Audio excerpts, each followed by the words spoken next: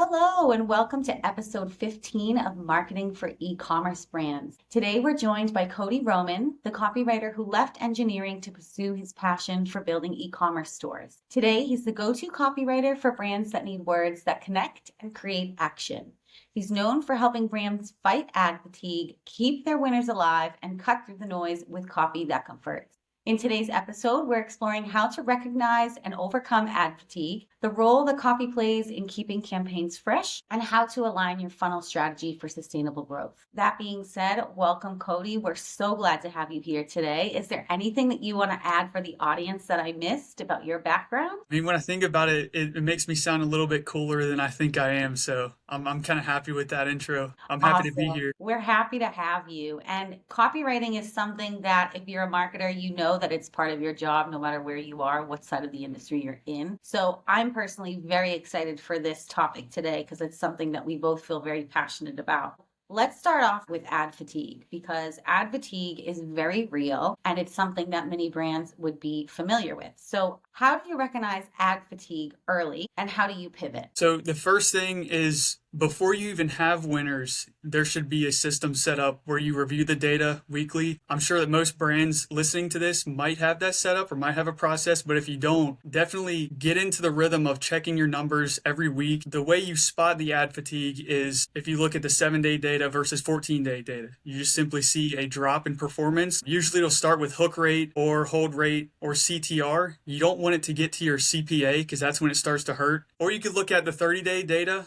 to verify it. If you have long-term winning ads that have just been crushing it time and time again, you can look at the 30-day data against the 14 and 7. I just keep it simple. If you see consistent drops, something needs to be done there. And usually the way to fix that or kind of stay above water is hooks and headlines are 80% of the game. When it comes to advertising, we're dealing with dopamine in the market. And so when people see our ads over and over again, it kind of loses the intrigue. Or if more people recognize the same idea, we need to keep refreshing the market by coming to them with different angles, different hooks. You got to have some kind of system to test hooks consistently and also headlines. So you have the front end where that's probably the biggest lever. If you can consistently have a 40% hook rate across the board, and then you consistently test 3 headlines a week on your best landing pages, that alone will solve most of the problems that come with ad fatigue. And it'll just keep you, it's like an insurance policy. You just keep putting in the work, just keep putting new hooks out there, new headlines, and you'll find new angles that break through that might even beat your controls because it's insane. Some brands will have these winners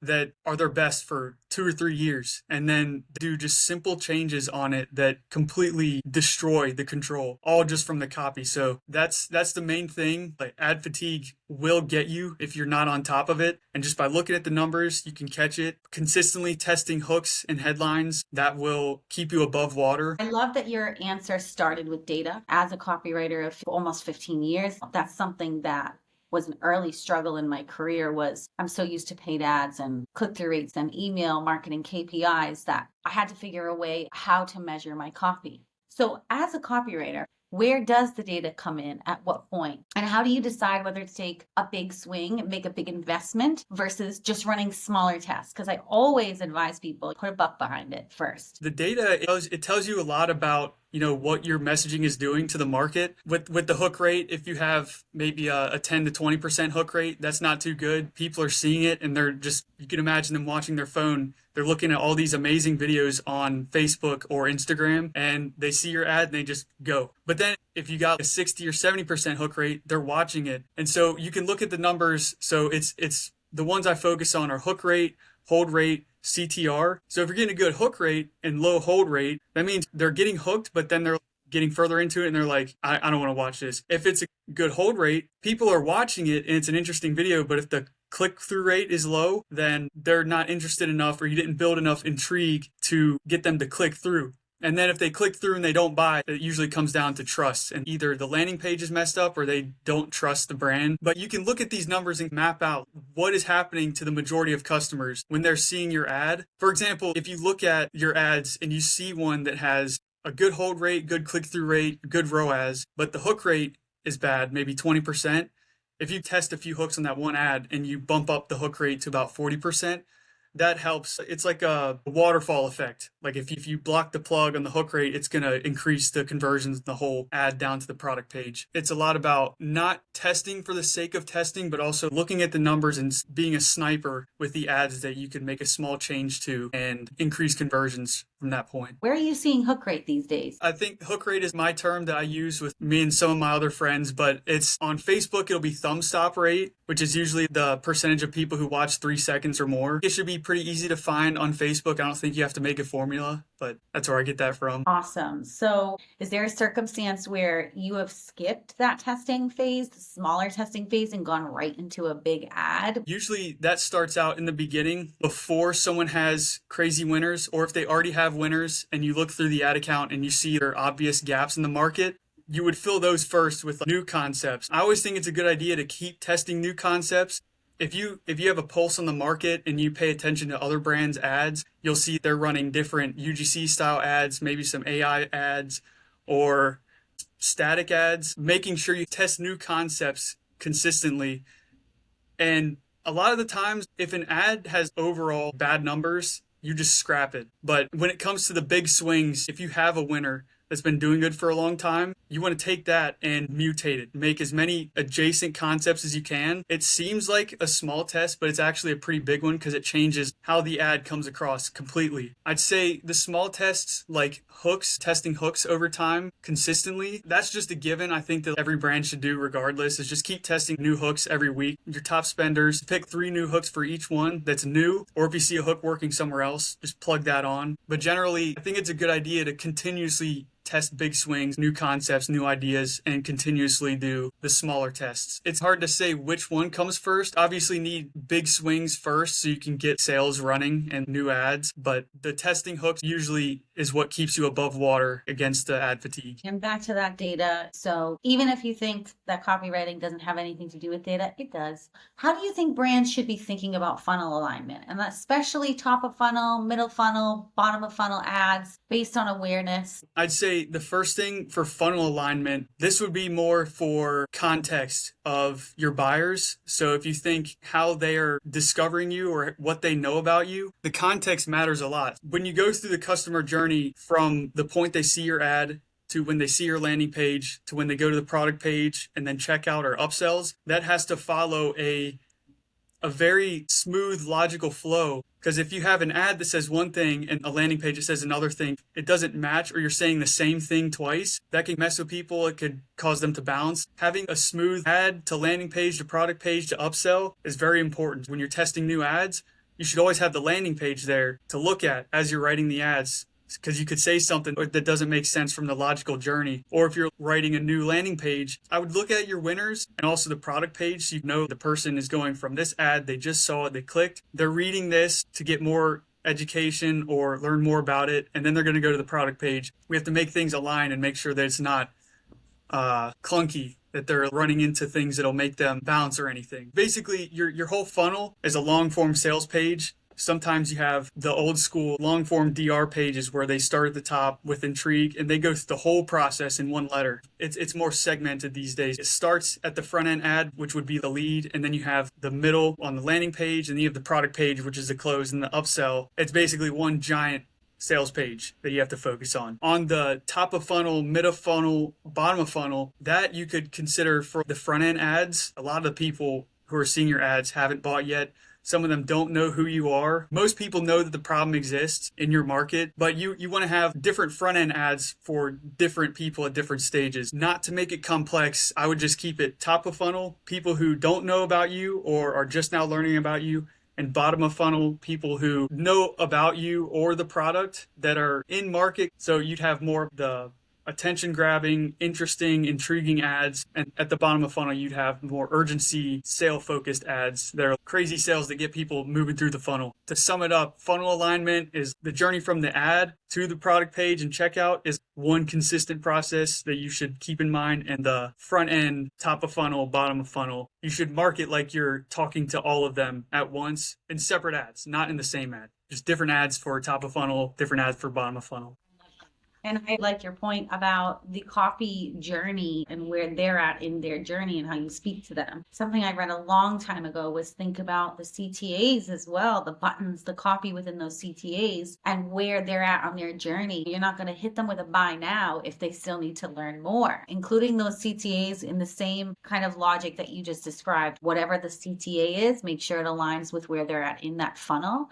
Do you recommend any distinct funnels for different customer angles, or is that overcomplicating it? For most brands, it might be overcomplicating it because there's going to be one dominant market that's going to be buying the product from them. Let's say you have blue light glasses. If you're selling these online, and you have a funnel where you have the ads, the landing page, and the product page, you could have two different markets. One could be gamers, one could be corporate workers who are at their computer every day. That would be two completely different people that you're talking to. So you'd have to change. I would recommend to have two different funnels for something like that. Or if you would keep it simple, you could have the whole different funnel for different avatars. It looks more like one tree than different trees because you'll have one product page that you send everyone to, but you might have three different landing pages that talk to three different people. And then you might have three different ads for each landing page that ends up being 9 different ads that are bringing people. So they're all funneling in from different channels under different angles, and they all get down to the same product page. There's something to be said about upsells. If you're targeting different avatars, you might come to the same product page where they check out, but you might track what landing page they came from to send them to a specific upsell based on why they're buying the product. The simplest way to put it is think of it like a tree. Make one good product page, it's universal, evergreen, and funnel them in from different angles, from different ads to different landing pages, all to the same product page. But most people might start out with one product page, one landing page, and a bunch of ads.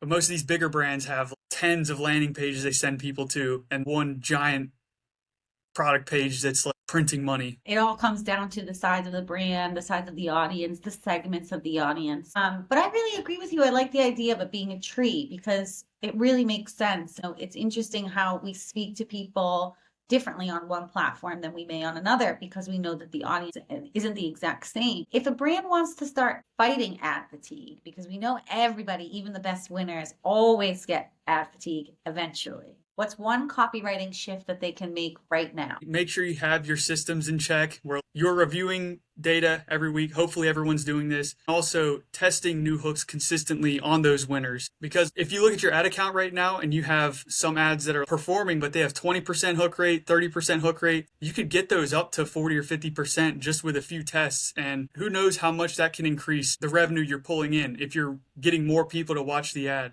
That's the number one thing. The next thing is testing headlines on landing pages because they still fall victim to ad fatigue. It's not necessarily ad fatigue, it's landing page fatigue. The same thing. People are seeing it over and over again and they think it's the same thing or the intrigue is gone. Just keep testing new headlines because your next winner, it might not be a brand new ad that you bring in from a new agency. It might be one of your past winners with a new hook or a new lead. There's some of these big DR brands, V-Shred, for example. If you go look at some of these guys' ads, they'll have what I'd like to see to call hook stacks. They'll have their best hooks and leads. It won't even look like an ad. And it baffles me because it doesn't follow a logical flow, but they'll have one good hook and then a weird lead section and it'll cut to another section. So they had this core ad that crushed it.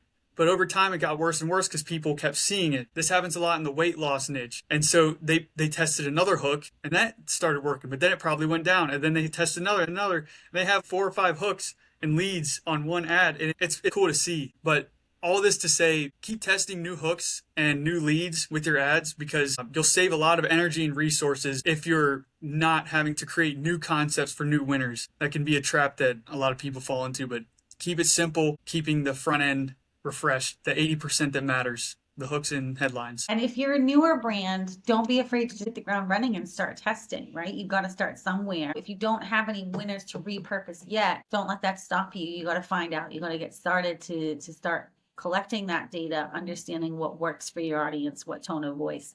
I would suggest if you're doing meta ads and going and having a look at what ads your competitors are running, you can do that in the last library. Look at what they're running, what kind of copy they're using, and see how you can differentiate yourself from your competitors, because every brand has its own tone of voice. So it's really important to know what yours is as a brand. When you step off that screen, who's standing in front of you, who's speaking. I love that you referenced avatars, because that's something I really love to do with founders of companies, is define their brand avatar. So always love a good avatar workshop. So Cody, where can everybody find you, and what's going on that everyone needs to know about in your world? I'm a little quiet on LinkedIn now, but if you're wanting to reach out, you can send a message on there. I'm pretty full with projects right now for the time being, but if you have any questions or want to learn more about this, or just reach out and say hi, I'll be on LinkedIn. For everybody watching right now, don't forget to hit subscribe, the like button, and if you want to get in touch with Cody, chat copywriting, or get on his waiting list for future work, you can